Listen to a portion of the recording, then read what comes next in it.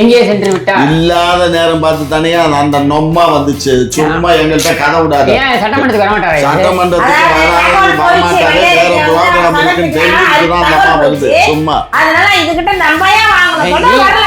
நீ கேக்குற வெள்ளை அறிக்கை அவங்க வெள்ளை அறிக்கை கொடுக்குறாங்க. கொடுக்கும் பொழுது எதிர்கட்சி தலைவர் இல்ல. ஆமா, எதிர்கட்சி தலைவர் இல்லைன்னு சொல்றான். வேற ப்ரோக்ராம்ல அவர் கலந்துக்கிறாரு. என்ன ப்ரோக்ராம்ல? சிங்கப்பூர்ல மசாஜா? கேட்ட வேலை பாக்குறதுனால தானே அதை பத்தி உனக்கு வருது. இல்லைன்னா அந்த நாங்க அதை பார்க்க வேண்டிய வேலை கிடையாது. நீங்க தான் ஆரம்பத்துல மேலே இங்கே உட்காந்து பார்த்துட்டு இருக்கீங்க. நாங்க மேலையும் பார்ப்போம். நான் மேலே அவங்கள எல்லாம் அப்படியே யூனிஃபார்மோட ஏன் சாப்பிட வரும்போது அவங்க யூனிஃபார்மோட தான் சாப்பிடுவாங்களா? இப்ப நம்ம இந்த ஷோக்கு வந்திருக்கோம். ஆமா, நான் நீங்க ட்ரெஸ் இந்த நீங்க ஒரு பரிசு சட்டையை போட்டுருக்கீங்க. இப்ப நம்ம வீட்டுல இருக்கும்போது சகஜமா தானே இருக்கும். ஆமா, அப்படி இருக்கும்பொழுது நீ தூய்மை பணியாளர்களோட சாப்பிட போறேன்னா தூய்மை பணியாளர்களை சகஜமா கூட்டு வந்து சாப்பிடு. அங்கேயும் போய் அவங்க அவங்கள வந்து இல்ல இல்ல எங்களுக்கு தெரியும்.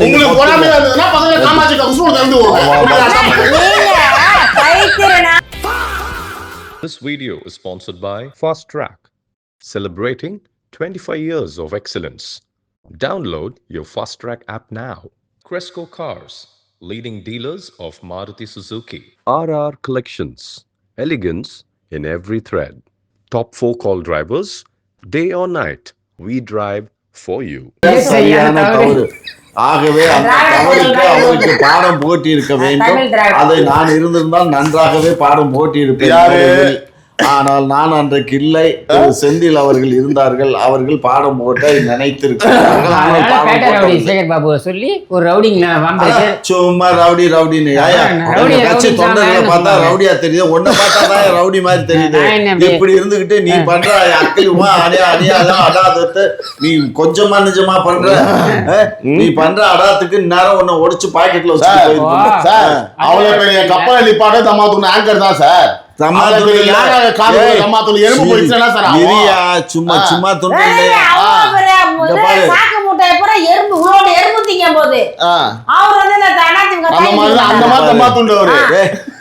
கடல்ல ஆங்க வந்தது போட்டு நிப்பாங்க. ஆங்கர் இருக்க அது சும்மா சும்மா துண்டு இல்ல. கப்பல் எவ்வளவு பெருசு? அட கப்பல் பெருசுயா. அதுல இருந்து மொத்தம் 4 போடுறானுங்க. இப்ப கப்பல் பேசினா வேற மாதிரி என்ன ஒவ்வொன்னும் வந்து எத்தனை டன்னுங்க. அந்த கப்பல் எப்படி 50,000 டன்னு 50,000 டன்னு மொத்தம் வந்து 2 லட்சம் டன்னு உள்ள போட்டு. நீங்க கப்பல் பத்தி பேசணும்னு கேக்குறேன். டீ வாங்கி கொடுக்குற வேலை பண்ணிட்டு டிஆர் பாலு அவனுக்கு எங்க இருந்து கப்பல் கம்பெனி வந்தது? ஏப்பா இதெல்லாம் அவங்க தொழில் பண்றாங்க.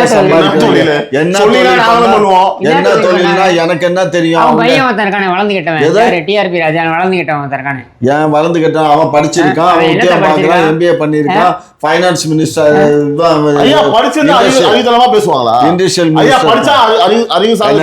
அறிவுபூர்வமா பேசணும். நான் வந்து அதுல வந்து எனக்கு ஏற்புடையது இல்ல. ஒரு அமைச்சர் பொறுப்புல இருக்கவங்க அவங்க வந்து அமைதியாகவும் அறிவுபூர்வமா தான் பேசுறாங்க. வெள்ளை அறிக்கை கேக்குறாரு. எதுல வெள்ளை அறிக்கை? வெள்ளை அறிக்கை கொடுங்க. இந்த மாதிரி நீங்க வந்து முதலீடுகள்லாம் வந்திருக்குன்னு சொல்றீங்க. வெள்ளை அறிக்கை கொடுங்கன்னு அமைச்சரை கேக்குறாரு. தொழில்துறை அமைச்சர் ஒரு வெள்ளைத்தாளை எடுத்து காண்பித்து கேக்குறாருல இதான் வெள்ளை அறிக்கை அப்படின்றான். ஒரு அமைச்சரா சொல்லுங்க. இருமையா தகவல் அறியும் உரிமை சட்டம்னு ஒண்ணு இருக்கு. அவரு எதிர்கட்சி தலைவர் அவர் வெள்ளை அறிக்கைன்னு எப்ப பார்த்தாலும் வெள்ளை அறிக்கை. நாங்க வெள்ளை அறிக்கை கடற்கரையில பெருச்சாளி செத்து கிடந்தா கூட எடப்பாடி பழனிசாமி பதவி விலக வேண்டும் ஒரு அறிக்கை, அப்புறம் வெள்ளை அறிக்கை வேண்டும். எனக்கு நல்லா ஞாபகம் இருக்கு. 2015 இவர் சொல்றாரு இல்லையா சட்டமன்றத்துல, நானும் சட்டமன்றத்துல பார்வையாளர்கள் அந்த மாவட்டத்துல இருந்தவங்க தான். எப்ப தெரியுமா? 2015 உலக வர்த்தக மாநாடு இங்க நடக்குது. முதலீட்டாளர்கள் மாநாடு நடக்குது. முதலீட்டாளர்கள் மாநாட்டுக்கு ஸ்டாலின் கேட்கிறார் வெள்ளை அறிக்கையை விட வேண்டும், அம்மையார் வெள்ளை அறிக்கையை விட வேண்டும் அப்படின்னு சொல்லிட்டு. ஜனவரி சட்டமன்றம் திரும்பி கூடும் பொழுது இவங்க வெள்ளை அறிக்கையை கேட்டார் எதிர்கட்சி தலைவர். அந்த வெள்ளை அறிக்கையை நான் இங்கே சமர்ப்பிக்கிறேன், என்னென்ன முதலீடுகள் வந்தது, என்னென்ன முதலீடுகள் வரவிருக்கின்றது அப்படின்னு. ஆனால் அதை கேட்பதற்கு கூட இங்கே எதிர்கட்சி தலைவர் இங்கே சட்டமன்றத்தில் இல்லை, எங்கே சென்று விட்டார்? இல்லாத நேரம் பார்த்து தனியா அந்த நொம்மா வந்துச்சு. சும்மா எங்கள்கிட்ட கதை விடாது. ஏன் சட்டமன்றத்துக்கு வரமாட்டாரு? சட்டமன்றத்துக்கு வரமாட்டாரு. வேற ப்ரோக்ராம் இருக்குன்னு தெரிஞ்சுட்டுதான் அந்த அம்மா வருது. சும்மா அதனால இதுகிட்ட நம்பையா வாங்கணும். வரல. நீ கேட்கிற வெள்ளை அறிக்கை அவங்க வெள்ளை அறிக்கை கொடுக்குறாங்க. கொடுக்கும் பொழுது எதிர்கட்சி தலைவர் இல்ல. ஆமா, எதிர்கட்சி தலைவர் இல்லைன்னு சொல்றேன். வேற ப்ரோக்ராம்ல அவர் கலந்துக்கிறாரு. என்ன ப்ரோக்ராம்ல? சிங்கப்பூர்ல மசாஜா?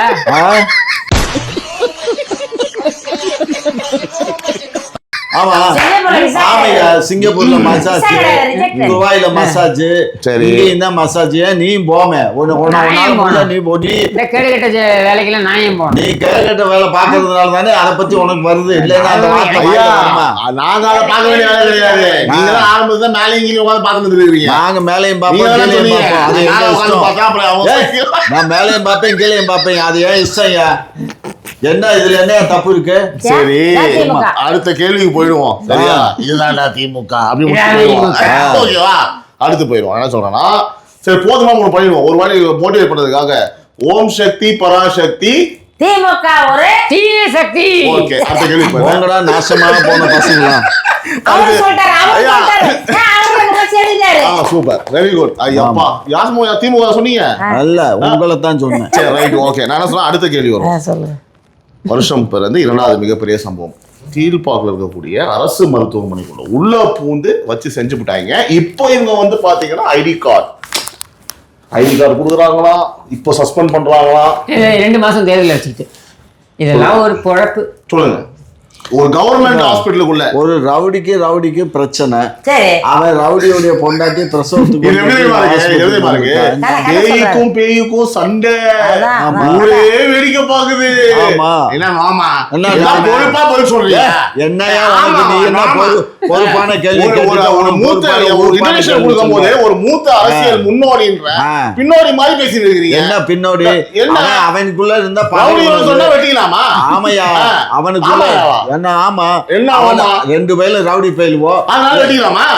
வெட்டிக்கலாமானா வெட்டிக்கிட்டான்ல, அப்புறம் என்ன? வெட்டிக்கலாமானா வெட்டிக்கிட்டான் இல்லையா?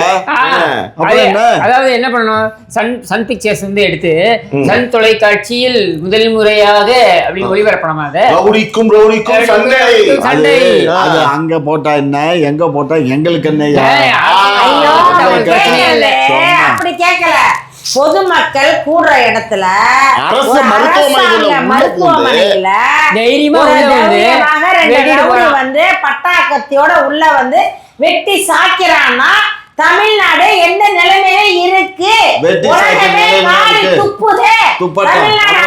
என்ன பண்ணுது? எப்படி துப்புது? காவல்துறை எங்க போச்சு? எப்படி துப்புது? கேக்குறீங்க நீங்க? ஆமா ஆமா, இவ்வளவு தெளிவா உங்ககிட்ட கேட்கணும். ஆமையா, எனக்கு நான் என்ன சொல்றேன், வெட்டி சாச்சானல்ல, அவன் வீட்டுக்கு போடா மாப்பிள்ளைன்னு அனுப்பிச்சிட்டோமா? வெட்டினவன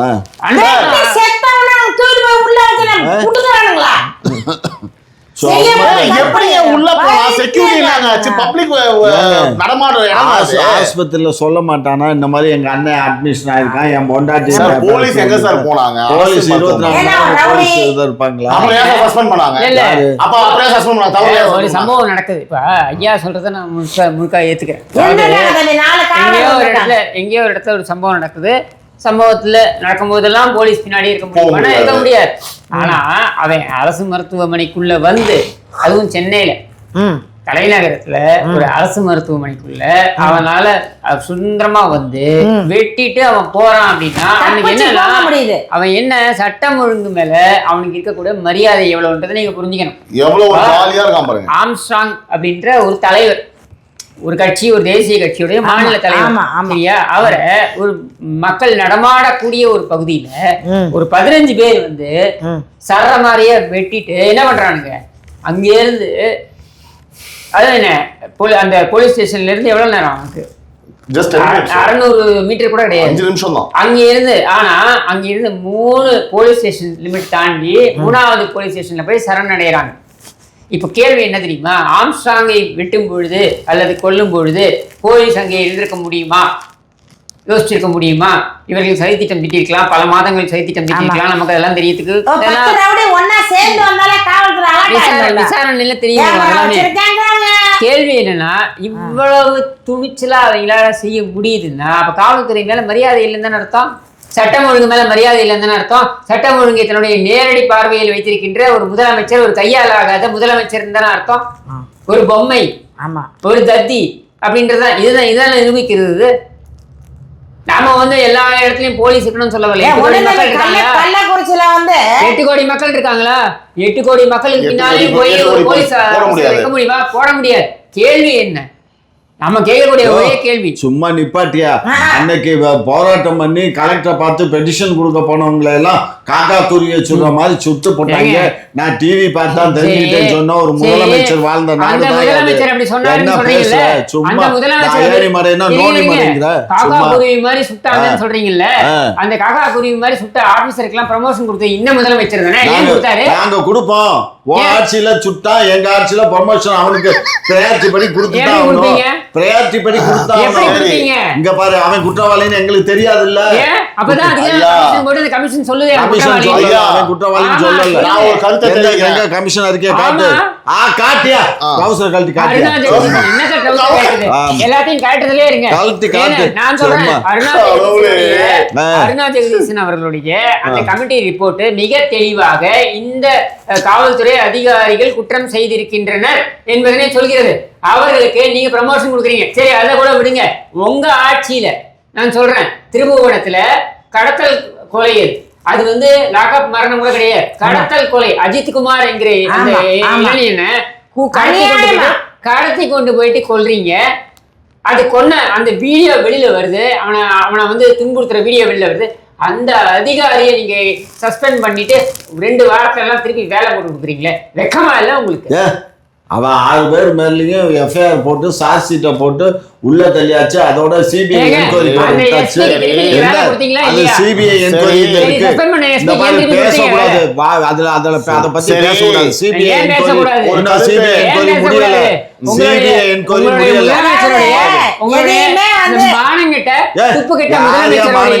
நீதான் மானம் கட்டு, ரோசம் கட்டு, மரியாதை கட்டு. உங்க ஆட்சியில தான் இருந்துச்சு. மானம், மரியாதை, ரோசம், வெக்கம் எதுவுமே தெரியாத ஆட்சி உங்க ஆட்சி. எங்க ஆட்சி மக்களுக்காக.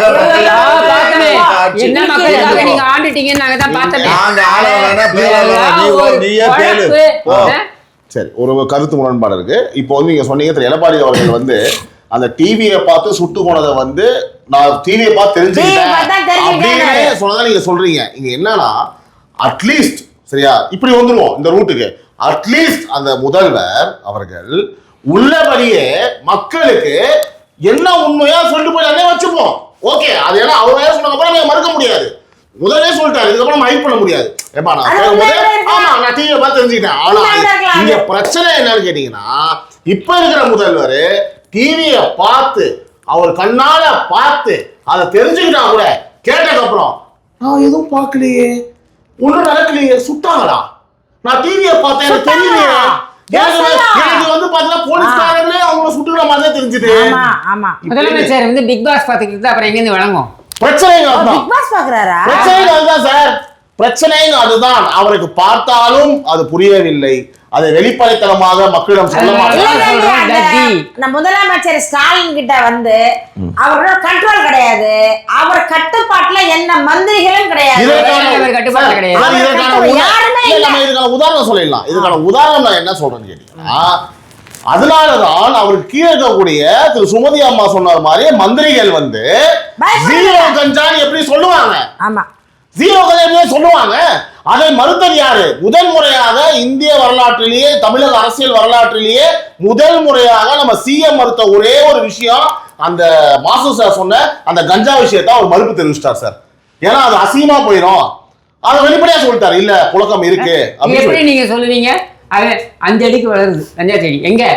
இதுல ஸ்டான்லி மருத்துவமனையில இல்ல, ஸ்டான்லி மருத்துவமனையிலேயே வளர்ந்துருக்கு கஞ்சா செடி. யாருக்கும் தெரியாது.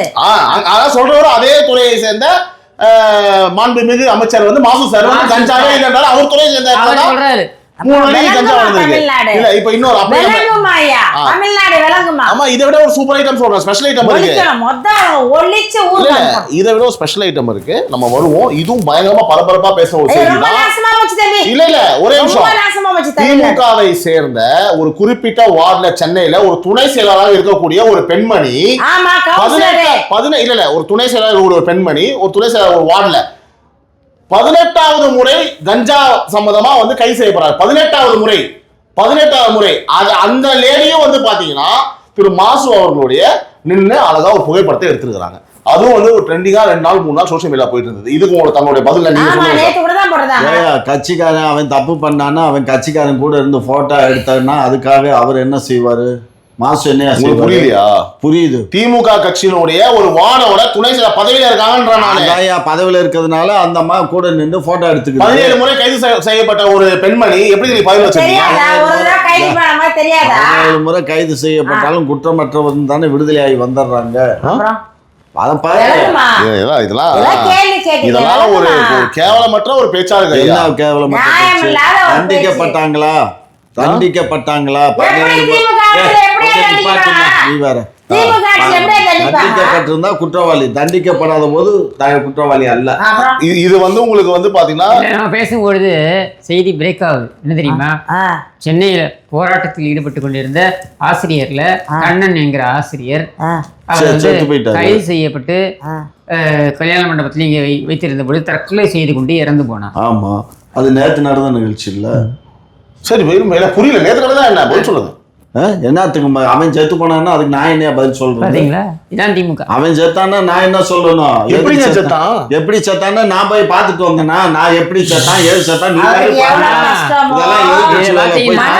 தம்பி நீங்க மனுஷன்ட்ட செய்தி கேட்கணும். திமுக காரங்க மனசாட்சி கிடையாது. ஐயா, ஒருத்தர் போராட்டம் பண்ணி வாழ்வாதாரத்தை இழந்து எப்படி வாழ போறோன்றதை யோசிச்சு மன அழுத்தத்துல வந்து பாத்தீங்கன்னா தற்கொலை பண்ணிருக்காரு. அதுக்கு காரணம் இந்த ஆட்சியில் ஒரு குற்றச்சாட்டை வைக்கிறாங்க, இங்க சொல்றாங்க.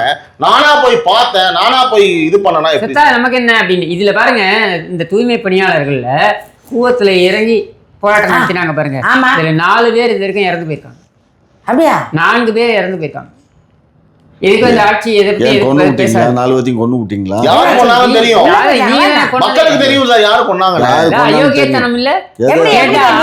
எப்படி கேட்டா அவங்கள எல்லாம் அப்படியே யூனிஃபார்மோட சாப்பிட வரும்போது அவங்க யூனிஃபார்மோட தான் சாப்பிடுவாங்களா?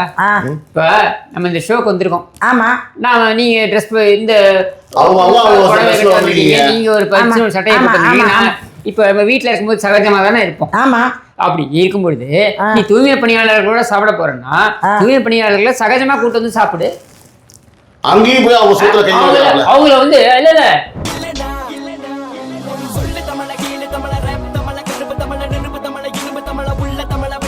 அவன் யூனிஃபார்ம் மாட்டிட்டு தான் வரமா? ஏன் அவங்க யூனிஃபார்ம் மட்டும் வரணும்? அப்ப தனியா தூய்மை பணியாளர்னு தெரியும். ஏன் தெரியணும்?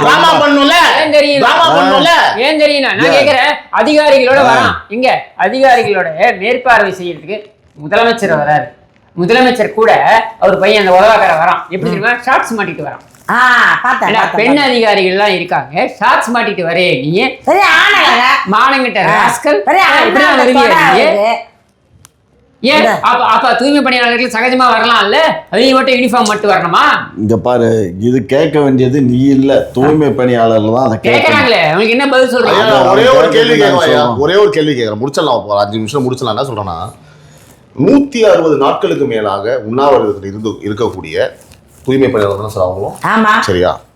160 நாளா, அதாவது ஆல்மோஸ்ட் வந்து எவ்வளோ 6 மாசம் ஆகுது. ஆல்மோஸ்ட் 6 மாசம் 6 மாசமா அவனை பட்னியா இருக்க விட்டு நின்று வேடிக்கை பார்த்துட்டு ஒரு செய்தியாளர் வந்து பாத்தீங்கன்னா ரிப்பன் பில்டிங்ல போயிட்டு என்னங்க பேச்சுவார்த்தை நடத்த போறீங்கன்னு கேட்கும் போது நிறைய பேச்சுவார்த்தையா அப்படின்னு ஒரு சேகர்பாபு சொல்றாரு. அந்த வீடியோ வைரல் ஆகுது. அதை பத்தி பேச நீ என்ன பத்திரிக்க?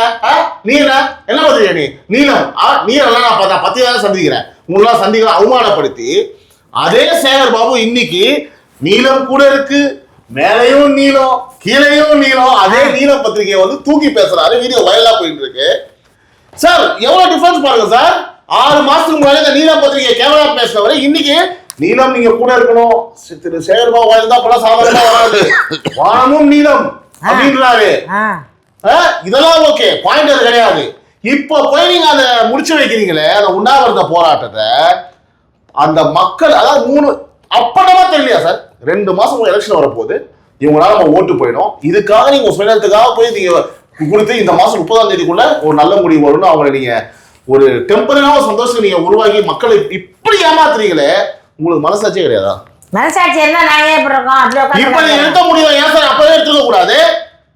சொல்லுங்க சார். 2 மாசம் நீ என்ன அரசாங்கத்துல இருக்கியா இல்ல நீ தூய்மை பணியாளரா? நீ யாரு? நான் வந்து ஒரு ஜர்னலிஸ்ட். ஜர்னலிஸ்ட்னா கேள்வி கேட்கும் அதிகாரம் உண்டு. பிகாஸ் அதெல்லாம் கிடையாது, ஒரு அதிகாரமும் கிடையாது, ஒரு மசூல் கிடையாது. அவங்க இல்லன்னா ஊரு நாரி போயிடு. நம்மளோட நாட்டை கேள்வி பதில் சொல்லுங்க, டைவர்ட் பண்ணாதீங்க. என்ன கேள்வி? என்னங்க இது? என்னங்க கேள்வி? அப்பட்டமா நாடகம் ஆகிட்டு இப்ப 2 மாதம் எலெக்ஷன் வச்சு நீங்க போய் தண்ணியை குத்து குடியிருக்கீங்களே, நீ அவ்வளவு முட்டாளா நினைக்கிறீங்களா மக்களை? அவ்வளவு பாருங்க, ஒரு அறியாமைய டான்ஸ் ஆடுறான், நல்லது பண்ணிட்டாங்கன்னு சொல்லிட்டு இன்னைக்கு நான் சொல்றேன், இன்னைக்கு நான் இந்த டிபேட் மூலியமா சொல்றேன், இதை நம்பி வந்து ஓட்டு ஈடு போட்டுறாதீங்க. ஞாபகம் வச்சுக்கோங்க, 160 நாள் வந்து ஒரு சாப்பாடு இல்லாம ஒரு துடிக்க வைத்து வெறும் அந்த ஓட்டுன்ற ஒரு அரசியல் காரணத்துக்காக, அரசியல் சுயநலத்துக்காக, உங்க சுயலாபத்துக்காக அவங்களுக்கு தண்ணியை கொடுத்து அதுல நீங்க வந்து குளிர்காயில இந்த பாவத்தெல்லாம் நீங்க சொல்ல போதில்லை. உன் புள்ள அவனுக்கு புள்ள அவனுக்கு புள்ள, சத்தியமா சொல்றேன். ஏன்னா இருக்கிறவங்க நீங்க சாப்பிடலாம். 6 மாசமா பட்டியா போட்டு இப்ப கொண்டு போய் வந்து காது அடைக்குது. 10 டிவிஷன் அன்னைக்கு பண்ணும் போதெல்லாம் இந்த எடப்பாடி பண்ணாரு, அன்னைக்கெல்லாம் வாய் இன்னைக்கு 2 டிவிஷன் பண்ணும்போது உங்களுக்கு எந்திரிச்சுக்கிச்சா?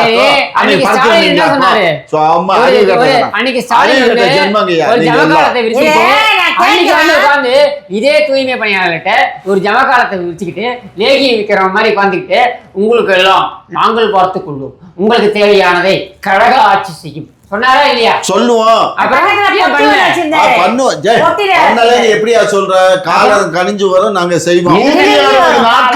தூய்மை பணியாளர்களை பட்டியல் போட்டு விட்டு எலெக்ஷனுக்கு 2 மாதங்கள் இருக்கும் ஒரு நேர தருணத்துல தண்ணியை கொடுத்து எப்படி காம்ப்ரமைஸ் பண்ணி இவ்வளவு பெரிய ஒரு ஓட்டு அரசியலை கேவலமான சீப்பான அசிங்கமான அபத்தமான அயோக்கியமான அரசியல் பண்றீங்க, ஆபாசமா அரசியல் பண்றீங்களே. ஏன்னா 10% தான் பேசலாம், மக்கள் பாக்குறாங்க. பராசக்தி தீய சக்தி ஒளியட்டும். இந்த மாதிரி எல்லாம் பேசுனீங்கன்னா நான் டிபேட்டுக்கே வரமாட்டேன். நீங்க பதில் சொல்லுங்க. மஸ்துக்கு நான் பதில் சொல்றேன். கேட்க வேண்டிய கேள்வியை கேட்டா நான் பதில் சொல்றேன். கேட்க கூடாத கேள்வியை கேட்டா 5 வாட்டி நான் பேசிட்டேன். நீங்க அதுக்கு பதில் சொல்லாம என்ன பதில்? சோஃபால இருந்து முன்னாடி வந்தீங்க, இப்படி ஆட்னீங்க, பின்னாடி போய் கால் தூக்கி அது போட்டு உட்கார்ந்துட்டீங்க. அரசாங்கம் என்ன செய்யுதோ அதுதான் விதி. அரசாங்கம் சொல்றதான் கேட்கணும் சார். சும்மா இந்த நீங்க எல்லாம் பேசாதீங்க. நல்லது எல்லாத்துக்கும் நாங்க நாசமா போறோம். நீ இங்க பாரு, ஒரு விஷயம் புரிஞ்சுக்கோ. நீங்க உங்களுக்கு சீமான ஆட்சிக்கு வரணும், அவருக்கு எடப்பாடி வரணும், இவருக்கு நயினா நாகேந்திரன் வரணும். அரசியல்